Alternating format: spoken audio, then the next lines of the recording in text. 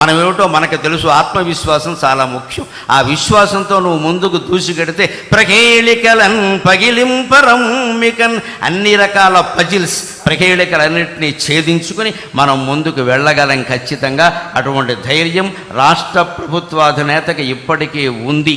మనందరికీ కూడా అటువంటి ధైర్యం మనకు కలగాలి. ఆయన ధైర్యమే ఆయనకి శ్రీరామ రక్ష, ఆయన ధైర్యమే మనకి శ్రీరామ రక్ష. అందుకని వచ్చే సంవత్సరం విశ్వావసునామ సంవత్సరం ఆంధ్రప్రదేశ్ ప్రభుత్వానికి బాగా అవసరం. కాబట్టి నిజంగానే విశ్వావసు అంటే అన్ని రకాల బంగారము లోహాలు అన్నీ ఆంధ్రప్రదేశ్లోనే లభ్యమై భగవంతుడి దేవల్ల అన్ని రుణాలు తీరిపోయి వారు ఆశించినట్టే స్వర్ణాంధ్రప్రదేశ్గా రూపొందుతుంది అని స్వర్ణ భారత్ ట్రస్ట్ సాక్షిగా మనం భగవంతుని ప్రార్థన చేద్దాం. స్వర్ణం ఉన్న చోట స్వర్ణమే ఉంటుంది. ఇది స్వర్ణాంధ్రప్రదేశ్ సాధించాలి అంటున్నది స్వర్ణ భారత్ ట్రస్ట్లో.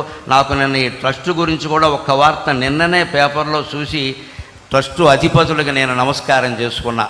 14 ఏళ్ల క్రితం బొంబాయిలో తప్పిపోయినటువంటి ఓ కుర్రాన్ని ఈ ట్రస్టు వారు చేరదీసి 14 ఏళ్ల పాటు విద్యాబుద్ధులు చెప్పించి వాళ్ళకి జీవితానికి అవసరమైన వృత్తులన్నీ నేర్పి మళ్ళీ బొంబాయి తీసుకెళ్ళి ఎక్కడ పనిచేశాడో అక్కడి నుంచి వాళ్ళ తల్లిదండ్రుల వివరాలన్నీ తెలుసుకుని వాళ్ళని పిలిపించి వాళ్ళకి మొత్తం మీద ఆ అబ్బాయిని అప్పగించారండి. నిన్న పేపర్లో చూశాను.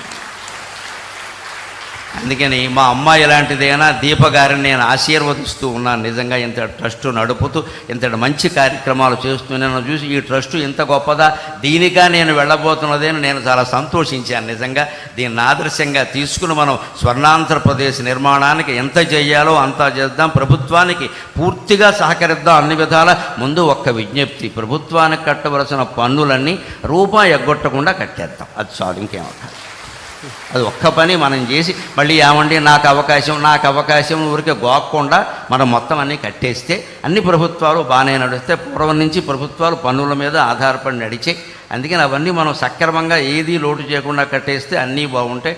అటువంటి చిత్తశుద్ధి నిజాయితీతో జీవించడానికి, సత్యానికి ధర్మానికి కట్టుబడి ఉండడానికి నా ఈ ప్రవచనం ఏమాత్రం ఉపయోగపడినా నేను ధన్యుణ్ణి. నాకు ఈ 4 మాటలు నేర్పిన మా అమ్మ ధన్యురాలు. స్వస్తి. చాలా చాలా సంతోషం.